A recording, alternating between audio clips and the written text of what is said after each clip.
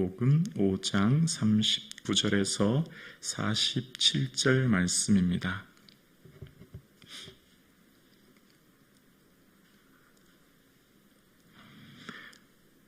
함께 하나님 말씀을 고백드리겠습니다. 너희가 성경에서 영생을 얻을 줄 생각하고 성경을 연구하거니와 이 성경이 곧 내게 대하여 증언하는 것이니라. 그러나 너희가 영생을 얻기 위하여 내게 오기를 원하지 아니하는도다. 나는 사람에게서 영광을 취하지 아니하노라. 다만 하나님을 사랑하는 것이 너희 속에 없음을 알았노라. 나는 내 아버지의 이름으로 왔음에 너희가 영접하지 아니하나 만일 다른 사람이 자기 이름으로 오면 영접하리라. 너희가 서로 영광을 취하고 유일하신 하나님께로부터 오는 영광을 구하지 아니하니 어찌 나를 믿을 수 있느냐. 내가 너희를 아버지께 고발할까 생각하지 말라.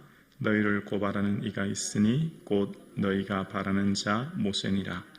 모세를 믿었더라면 또 나를 믿었으리라니 이는 그가 내게 대하여 기록하였음이라. 그러나 그의 글도 믿지 아니하거든 어찌 내 말을 믿겠느냐 하시니라. 아멘.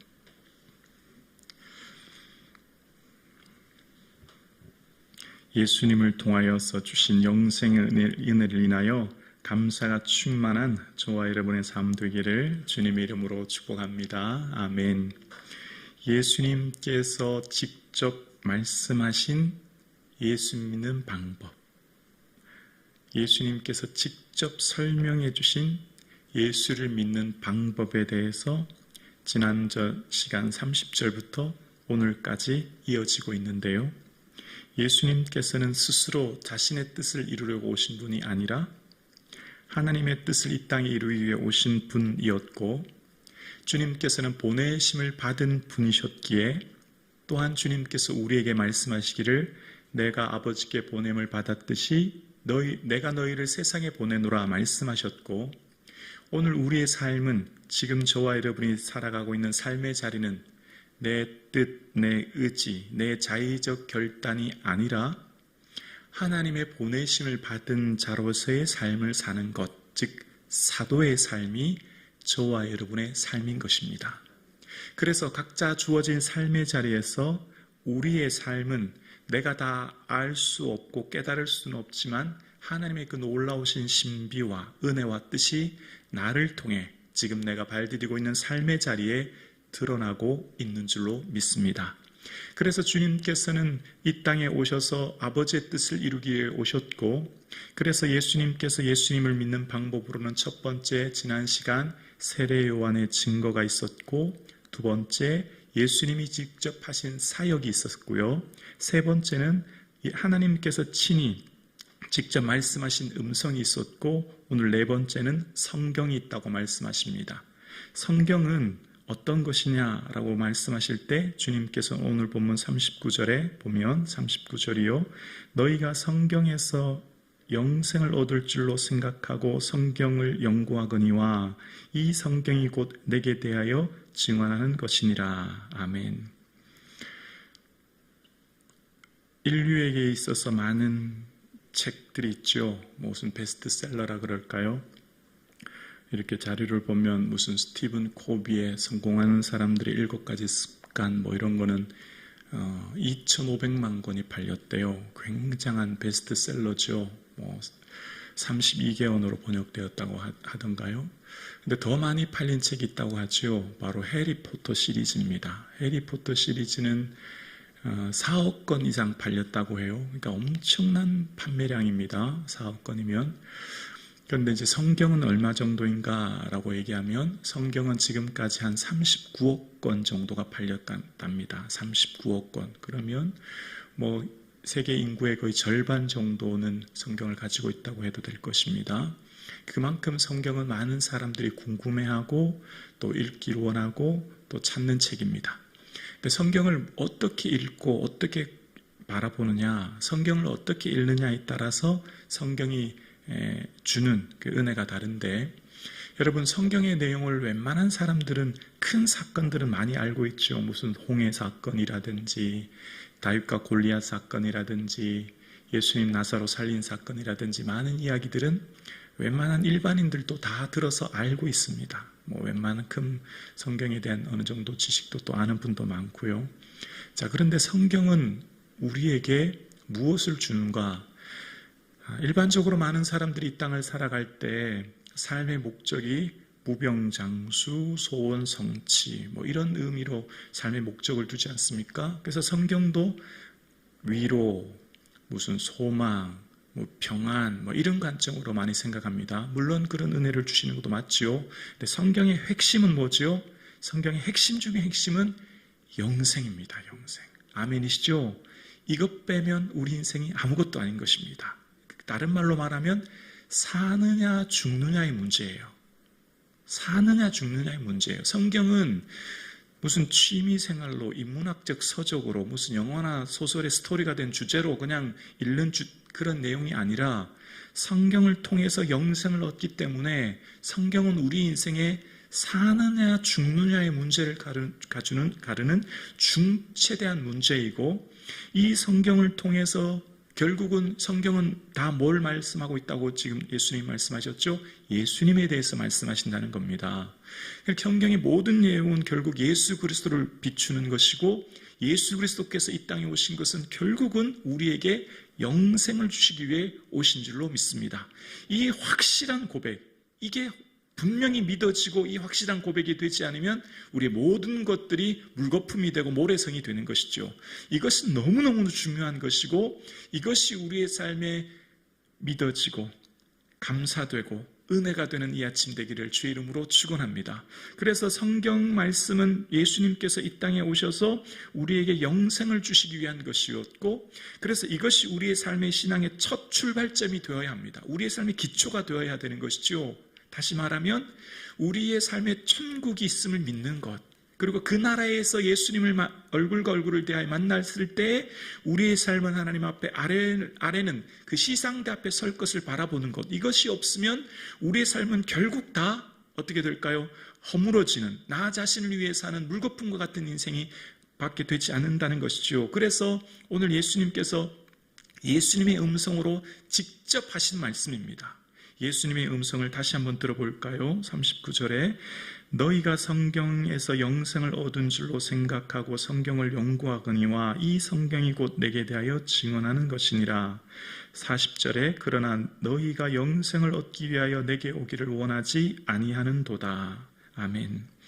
예수님께서 주시는 이 영생의 말씀이 얼마나 귀하고 복된 말씀인데 사람들은 그것을 깨닫지 못하고 어둠에 있어서 알지 못해서 주님께 이 주시는 영생의 은혜를 원치 않는다 말씀하시는 겁니다. 그러면서 우리가 예수님을 믿는 것은 예수님을 믿음으로 통해서 우리에게 주시는 그 놀라운 영광, 그 하나님 나라의 찬란한 은혜, 그 영광을 우리에게 맛보게 하시고 그 영광에 동참하게 하시고 그 영광에 함께하기 위해 우리를 부르셨지요. 우리를 하나님의 자녀로 택하셨고 그 자녀의 삶을 살도록 하셔서 결국 우리의 삶은 어디죠? 우리의 이 나그네 땅의 삶이 지나면 그 본향에서 주와 함께 거할 날을 바라보며 오늘 우리를 살아갑니다. 그래서 우리의 모든 삶은 전적인 주의 은혜이죠. 그래서 우리의 삶을 통해 어떻게 해요? 하나님 나라의 그 역사에 동참하게 하셔서 그날에 하나님이 주실 영광을 누리기 위해 우리에게 은혜 주신 줄로 믿습니다.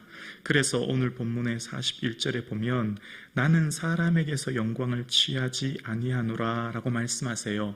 여러분 목회를 하다 보면 좀 오해하는 성도님들이 계세요.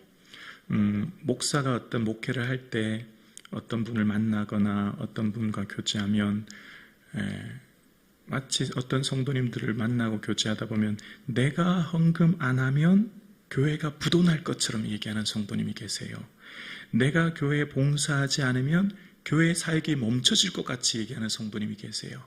내가 주의를 하지 않으면 성북중앙교회가 큰일 날 것처럼 얘기하는 성도님이 계세요. 결코 아니에요, 여러분. 그렇지 않아요. 그렇게 생각하면 큰일 나는 거예요. 내가 주를 위해 헌신하는 것, 주께서 주를 위해 할 수 있는 기회를 주시고 은혜를 주시는 거지요.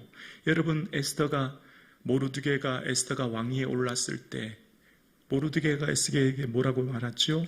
이때 내가 만일 잠잠하여 말이 없으면 유대인은 어떻게 해요? 다른 데로 말미암아 노임과 구원을 얻을 것이라는 겁니다. 너 그 자리에 있는 것 하나님 일하기 위한 것인데 기억해야 돼. 너가 하지 않아도 하나님 다른 방법으로 다른 사람으로 역사하시오. 아멘이십니까? 내가 하지 않는다고 하나님의 역사는 멈춰지는 게 아니에요.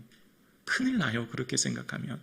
내가 가진 모든 것들이 주의 영광에 쓰임받을 수 있는 것이 은혜요 축복인 줄로 믿습니다. 그래서 이 하나님의 역사와 하나님의 일들은 하나님은 스스로 영광을 받으시는 분이시고 스스로 하나님의 놀라운 은혜 속에 거하시는 분이시기에 우리의 삶 가운데 하나님께서는 우리에게 은혜를 주시는 것이지요. 그래서 하나님께서는 당신께서 사람에게서 어떤 영광을 취하시는 분이 결코 아님을 말씀하시는 겁니다.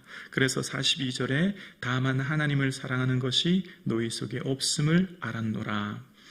지금 이 말씀을 전하고 있는, 말씀을 듣는 많은 유대인들이 예수님께서, 이 모든 성경은 예수님을 가르치는 것이요, 예수님께서 오신 것은 결국 우리에게 영생을 주신 것인데, 지금 이 예수님의 말씀을 듣는 많은 유대인들, 특히 이 안식일의 병자를 고친 것이기 때문에, 또 예수님이 하나님과 동등됨을 취했다고 말씀했기 때문에 예수님이 이것 때문에 신성모독죄로 결국 예수님이 십자가에 못 박혀 죽으시잖아요. 그러니까 유대인들은 계속해서 예수님에 대해서 이 안식일의 주인 되신 예수님, 이 성경의 주인 되신 예수님을 알지 못하고 무지하고, 그래서 그들은 끊임없는 율법주의적인 세계관 속에서 예수님에 대해서 의심하고 회의하는 그들에게 말씀하시는 이 본문의 말씀인 것이죠. 그래서 많은 사람들이 율법은 뭐죠?